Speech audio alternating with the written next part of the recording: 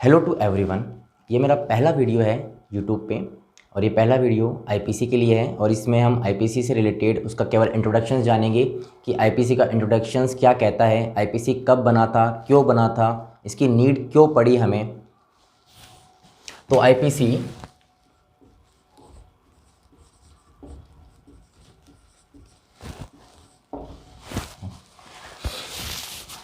Act 1860। तो IPC कब बना? 1860 के अंदर बना।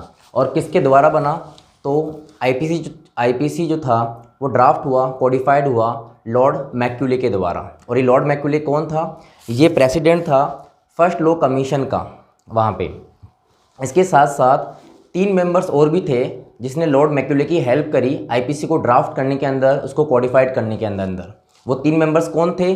चार्ल्स कैमरोन थे, जॉर्ज विलियम्स थे और जॉन मैकफर्सन थे। तो हमने क्या कहा?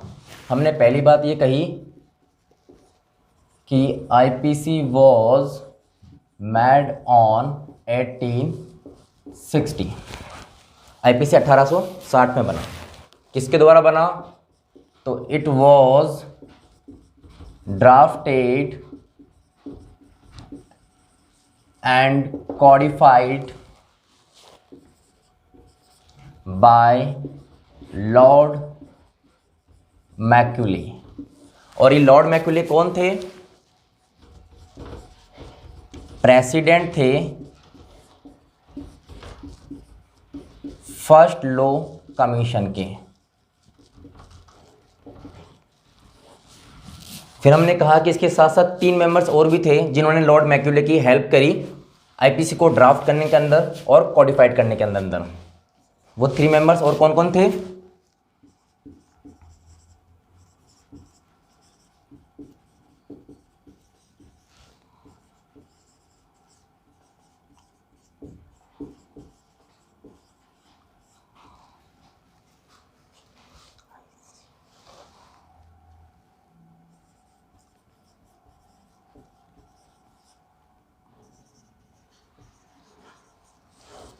ये 3 मेंबर्स थे जिन्होंने असिस्ट किया, एक हेल्प करी आईपीसी को ड्राफ्ट करने के अंदर। इनको याद करने के लिए हमारे पास में एक फॉर्मूला है यहाँ पे। एक आईसीजी कॉलेज है जो कि कहाँ पर है? जयपुर में है। आईसीजी कॉलेज जयपुर में है। आई को यहाँ पे अपन इंडिकेट किया एल से, तो L it means Lord Macaulay, C मतलब चार्ल्स कैमरोन, जी मतलब जॉर्ज विलियम्स और जे मतलब जॉन मैकफर्सन, जयपुर का मतलब। तो यहाँ पे हमारे 3-4 चीज़ें यहाँ पे कवर हो गई है कि आईपीसी 1860 में बना, लॉर्ड मैक्यूले के द्वारा ड्राफ्ट हुआ और लॉर्ड मैक्यूले जो थे वो प्रेसिडेंट थे फर्स्ट लॉ कमीशन के। इसके साथ साथ 3 मेंबर्स और भी थे जिन्होंने क्या करी? हेल्प करी आईपीसी को ड्राफ्ट करने के अंदर, उसको कोडिफाइड होने में। अब हम डिस्कस करते हैं आईपीसी का पर्पज़। ज़रूरत क्यों पड़ी, नीड क्यों पड़ी आईपीसी की? तो आईपीसी का जो पर्पज़ है वो कहता है हमें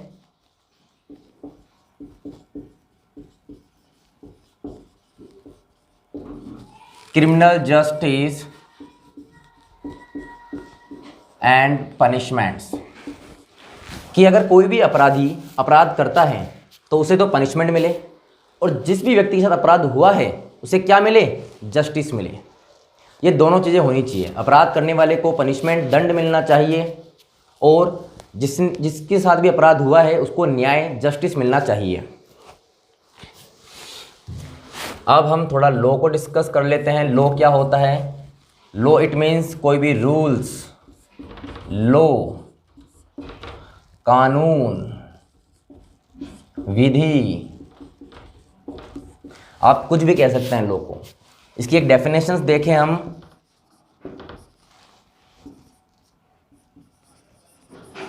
legal rules are set bye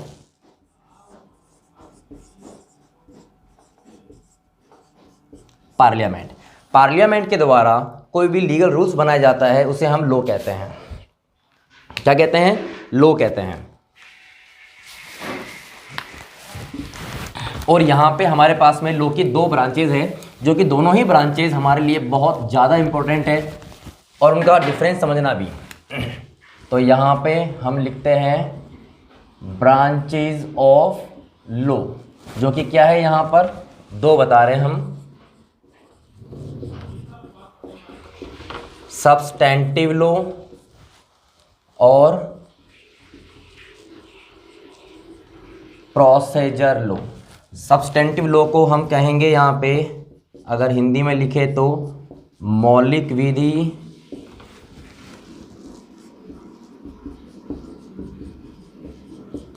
और प्रोसीजर को प्रक्रियात्मक विधि।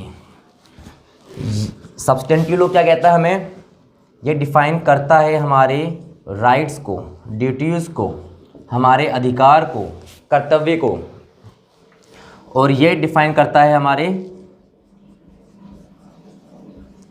इन्फोर्समेंट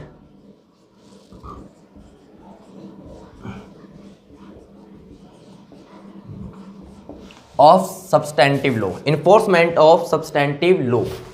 इसकी हम कुछ एग्जांपल देख लेते हैं यहाँ पे। तो हो गया जैसे कि आईपीसी हो गया, टीपी हो गया, इंडियन कॉन्ट्रैक्ट एक्ट हो गया। इसके अगर एग्जांपल देखें अपन, सीआरपीसी हो गया, एविडेंस एक्ट हो गया। अब ये कहता क्या है, दोनों सब्सटेंटिव लॉ आपके अधिकार और कर्तव्य की बात करता है कि आपके राइट्स क्या है, ड्यूटीज़ क्या है। हमने लॉ पढ़ा है, यहाँ पे लॉ कह रहा है कि अगर पार्लियामेंट ने कोई भी रूल्स बनाए हैं, कोई भी लीगल रूल्स बनाए हैं, तो उसके हम क्या कह रहे हैं, लॉ कह रहे हैं। हर एक जो लॉ बनता है उसमें हर एक सिटीजन्स को, हर एक व्यक्ति को क्या मिलता है, राइट्स भी मिलते हैं और उनके कुछ ड्यूटीज़, कुछ अधिकार, कुछ कर्तव्य भी होते हैं। तो अगर उन राइट का कोई भी वायलेशंस करता है तो सब्सटेंटिव लॉ क्या कहता है कि उसको पनिशमेंट मिलेगी, और प्रोसीजर लॉ क्या कहता है कि उसको पनिशमेंट किस प्रकार से दिया जाएगी। फॉर एग्जाम्पल,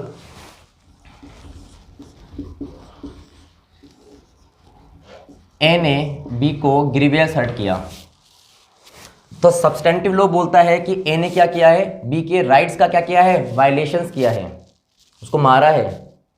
तो ए को क्या मिलना चाहिए, दंड मिलना चाहिए, पनिशमेंट मिलना चाहिए। ये कहता है सब्सटेंटिव लॉ। इसके अलावा सब्सटेंटिव लॉ कुछ भी नहीं कहता है अपन को, बस ये कहता है कि इसने ये अपराध किया है, उसकी ये पनिशमेंट है, उसको दे दो आप पनिशमेंट।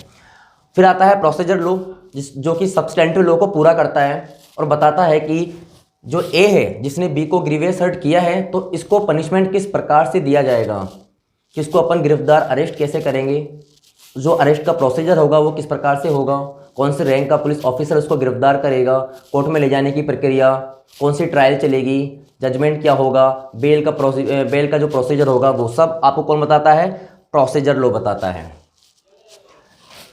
प्रोसीजर लॉ के बिना सब्सटेंटिव लॉ क्या है, अधूरा है, कोई सेंस नहीं है, कोई भी मतलब नहीं है यहाँ पे। जैसे अपन एक और एग्जांपल लेते हैं, जो चाय है उसको हम कहते हैं सब्सटेंटिव लॉ, पर चाय बनाने की जो प्रक्रिया है कि किस प्रकार से आपने चाय बनाई है, फर्स्ट स्टेज से लेकर लास्ट स्टेज तक, जब तक चाय बनी है, वो क्या है, प्रोसीजर लॉ है। ठीक है, तो अपराध हो गया है यहाँ पे, दैट इज सब्सटेंटिव लॉ। पर अपराध की जो पनिशमेंट दी जाएगी एक्यूज्ड को, वो किस प्रकार से दी जाएगी, ये आपको डिफाइन करता है प्रोसीजर लॉ।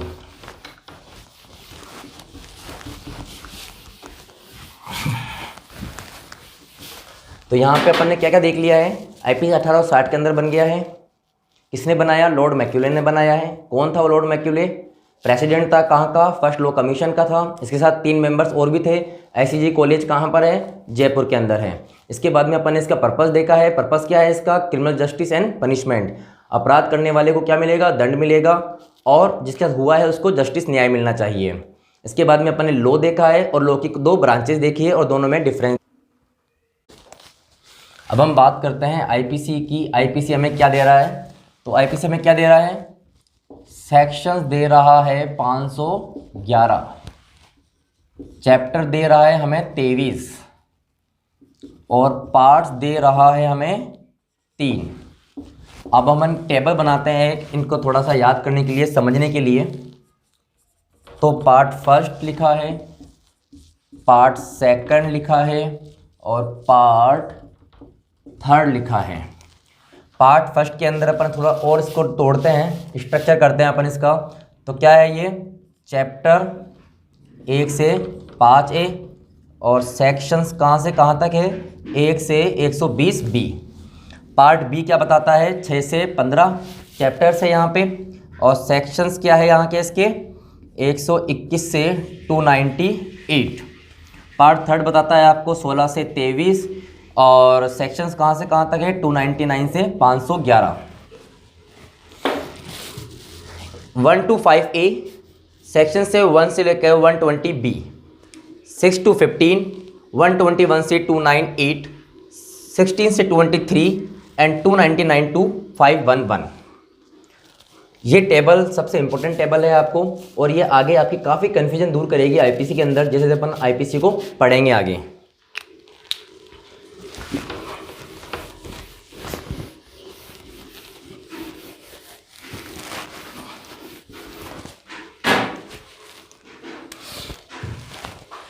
अब अपन एक प्रिंसिपल पढ़ते हैं आईपीसी का जो कि काफ़ी इम्पोर्टेंट है आपके लिए, प्रीम्स के लिए भी, मेंस के लिए भी और इंटरव्यू के लिए भी।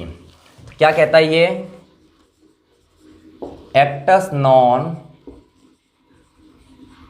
फैसिट्रियम निसीमैन सिट्रिया। ये कहता है आपको कि कोई भी व्यक्ति को आप अपराधी तब तक नहीं कह सकते जब तक उसका इंटेंशन एक गिल्टी इंटेंशन नहीं होता है।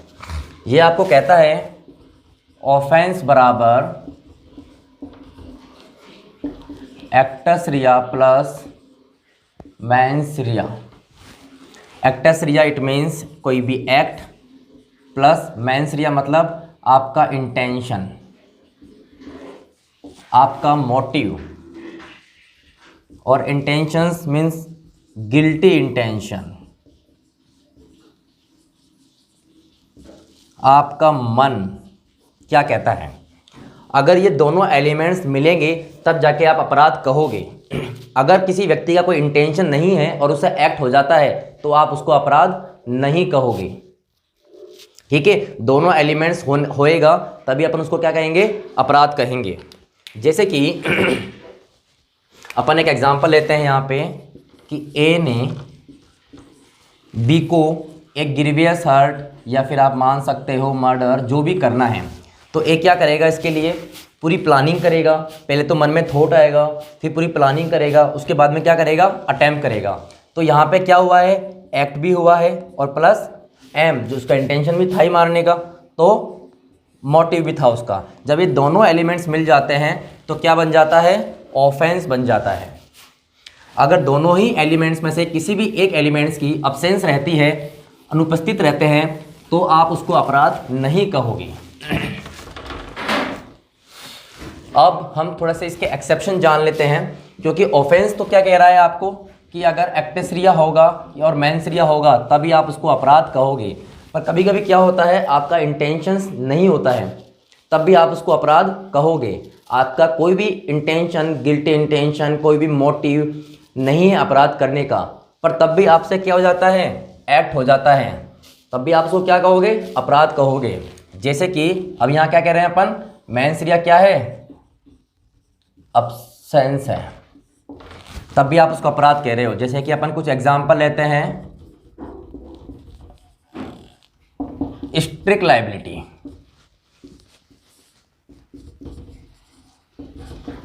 पब्लिक न्यूसेंस,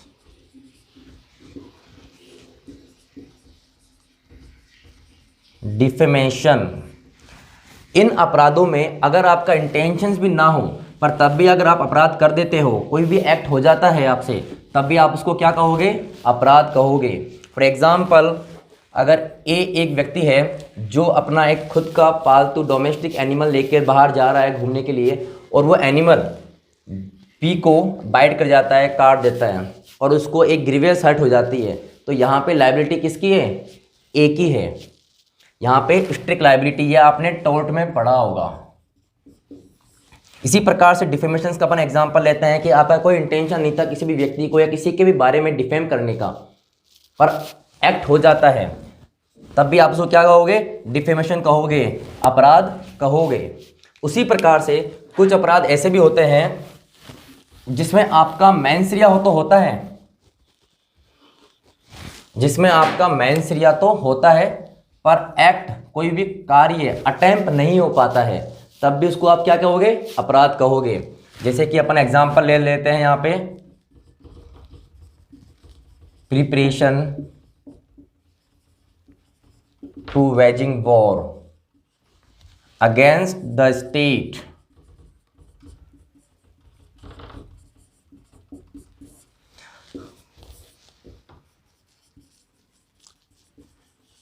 preparations to डकैती। यहां पे क्या हो रहा है, आपने सिर्फ प्रिपरेशंस करी है, आपका एक गिल्टी इंटेंशन से अपराध करने का, पर यहाँ पे एक्ट नहीं हुआ है, अटेम्प्ट नहीं हुआ है। जो सबसे मेन इंपॉर्टेंट स्टेज थी अपराध की वो हुआ ही नहीं है, तब भी आप क्या कह रहे हो उसको, आप उसको अपराध कहोगे। इसके अलावा और एग्जांपल ले सकते हो आप, मेकिंग और selling positions of counterfeit coin forge documents, कि आप आपके पोजीशंस के अंदर या आपके घर के अंदर आप एक ऐसी मशीन ला रखे हो जिससे आप जाली नोट छाप रहे हो या स्टाम्प छाप रहे हो। आप भले मार्केट में उसको नहीं सेल कर रहे हो, पर आप सिर्फ घर के अंदर भी ऐसा काम कर रहे हो या पोजीशन कर रहे हो, तब भी उसको आप क्या कहोगे, अपराध कहोगे।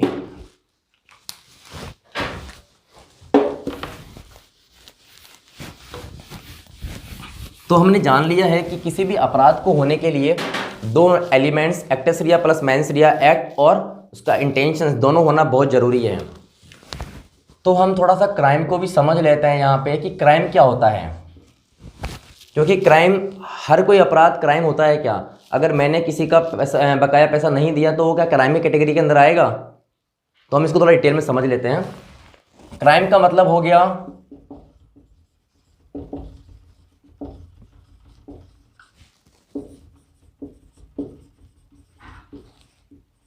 किसी भी लॉ का वायलेशंस करना, किसी भी लॉ की बात को नहीं मानना, वो क्या होता है, क्राइम होता है। पर हर किसी लॉ का वायलेशंस करना या उसकी बात ना मानना अपराध नहीं होता है। जैसे कि ब्रीच ऑफ कॉन्ट्रैक्ट,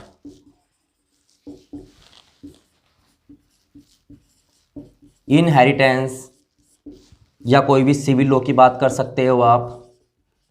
अगर इन लॉज का वायलेशंस होता है, डिसओबीडियंस होता है, तो आप उसको क्राइम नहीं कहोगे। क्राइम्स क्या होता है, क्राइम सोसाइटी के अगेंस्ट होता है, क्राइम सोसाइटी के लिए हानिकारक होता है, क्राइम्स सोसाइटी के जो मॉरल सेंटिमेंट होते हैं उनके अगेंस्ट होता है, तो उसको आप क्राइम कहते हो।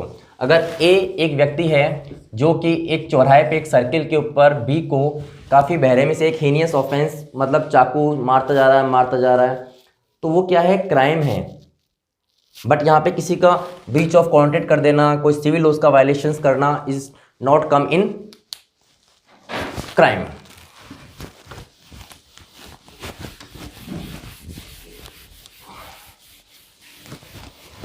अब हम एक छोटा सा स्टेज और देखेंगे, स्टेज ऑफ क्राइम।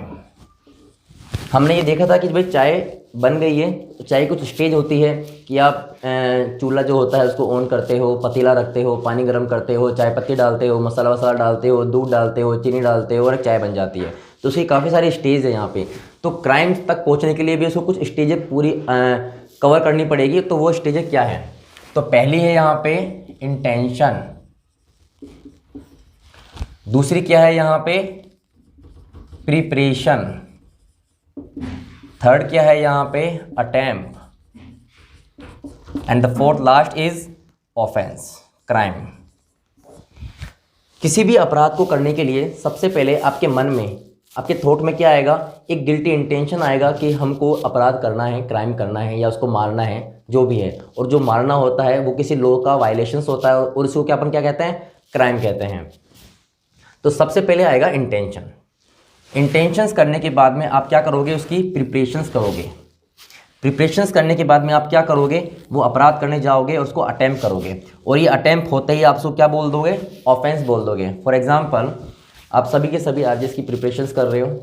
आरजेएस की प्रिपरेशंस करने के लिए लॉ खत्म होते ही आपके मन में एक थॉट आता है कि हमको क्या करनी है, आरजेएस की प्रिपरेशंस करनी है, दैट इज़ इंटेंशन।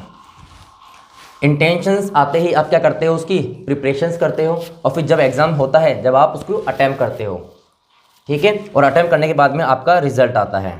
इसी प्रकार से अगर एक व्यक्ति है, ए को कोई क्राइम करना है, बी का मर्डर करना है, तो सबसे पहले इसके मन में इंटेंशंस आएगा, फिर इसकी प्रिपरेशंस करेगा कि मुझे बी को कैसे मारना है, चाकू से मारना है, गन से मारना है या किसी के थ्रू मारना है, किस प्रकार से मारना है, और मेरे साथ साथ कितने लोगों को मुझे लेके जाना है, दैट इज़ प्रिपरेशंस। अब इसने पूरी प्लानिंग कर ली है और प्लानिंग के तहत ये आगे जाता है कार्यों करने के लिए, और जैसे ही वो अपनी प्लानिंग को यहाँ पे एग्जीक्यूट करता है तब ये क्या होता है, अटेम्प्ट हो जाता है। और जैसे ही अटेम्प्ट हो जाता है आप उसको क्या कह देते हो, एक ऑफेंस कह देते हो। ये जो दो स्टेज होती है, इंटेंशंस प्लस प्रिपरेशंस, ये क्या होती है, जनरली नॉट पनिशेबल, ऐसा आपको रूल कहता है। पर इसके भी कुछ एक्सेप्शंस हैं, और ये क्या होता है, पनिशेबल होता है। अगर आपने एक्ट कर दिया है तो ये क्या होगा, पनिशेबल होगा। प्रिपरेशंस के अपन ने कुछ एग्जांपल भी देखे थे, कुछ एक्सेप्शन भी देखे थे कि अगर waging war against the state हो गया, या आपकी जो रिलेशंस कंट्री है वहाँ पे आप लूटपाट की प्रिपरेशंस करते हो, तो यहाँ पे कुछ कुछ एक्सेप्शन ये है कि अगर आप प्रिपरेशंस भी कर रहे हो तो भी क्या माना जाता है, पनिशेबल माना जाता है। आप एग्जांपल लिया था अपन ने सेक्शन 399 का, डकैती का, प्रिपरेशन टू डकैती। अगर आप घर में बैठे बैठे डकैती की प्रिपरेशंस कर रहे हो तो उसको भी आप क्या मानोगे, अपराध मानोगे। तो ये प्रिपरेशन के कुछ एक्सेप्शंस हैं, पर जनरली रूल क्या कहता है कि इंटेंशन प्लस प्रिपरेशंस, अगर ये दोनों स्टेजों में नॉट पनिशेबल हम इसको मानेंगे। तो ये था यहाँ पे आईपीसी का अपने क्या, एक नॉर्मल सा इंट्रोडक्शन, जनरली इंट्रोडक्शंस, जिससे हम आईपीसी को समझ सके, आगे चालू कर सके, स्टार्ट कर सके। तो जिसमें अपन ने आईपीसी में क्या क्या पढ़ा है, ये पढ़ा कि आईपीसी कब बना, किसने बनाया, लॉर्ड मैक्यूले ने बनाया। कौन था लॉर्ड मैक्यूले, फर्स्ट प्रेसिडेंट था फर्स्ट लॉ कमीशन का। इसके साथ 3 मेंबर्स और भी थे, क्या नाम था उनका, आईसीजी कॉलेज कहाँ पर है आपका, जयपुर के अंदर है। उसके बाद में अपन ने आईपीसी का पर्पस जाना था कि आईपीसी का पर्पस क्या है, क्यों बना आईपीसी, क्या जरूरत पड़ी आईपीसी को बनाने के पीछे। तो क्रिमिनल जस्टिस एंड पनिशमेंट, कि भाई जो भी अपराध करे उसके मन में क्या हो, एक फियर हो, एक डर हो कि अगर मैं अपराध करूँगा तो मुझे क्या मिलेगी, पनिशमेंट मिलेगी। और जिसके अपराध हुआ है उसको क्या चाहिए, जस्टिस चाहिए, न्याय चाहिए। फिर हमने पढ़ा था, लॉ पढ़ा था कि लॉ क्या होता है, कानून क्या होता है, कि भाई पार्लियामेंट ने कोई भी एक लीगल रूल्स बनाया है उसको आप क्या कह रहे हो, लॉ कह रहे हो। फिर हमने लॉ की ब्रांचेस पढ़ी थी, substantive law and procedure law, दोनों एक दूसरे की बहुत हेल्प करते हैं, दोनों ही एक दूसरे के बिना क्या है, अधूरे हैं। फिर हमने क्या पढ़ा है यहाँ पे, फिर हमने इसके बाद में आराम से क्राइम पढ़ा है, एक कार्डिनल प्रिंसिपल पढ़ा है, ऑफेंस बराबर एक्टिस रिया प्लस मेंस रिया। किसी भी अपराध को कंप्लीट करने के लिए दोनों एलिमेंट्स होना बहुत ज़रूरी है। ठीक है, आईपीसी के इंट्रोडक्शंस में सिर्फ यही था, और फिर हम नेक्स्ट क्लास आगे लेंगे। Thank you.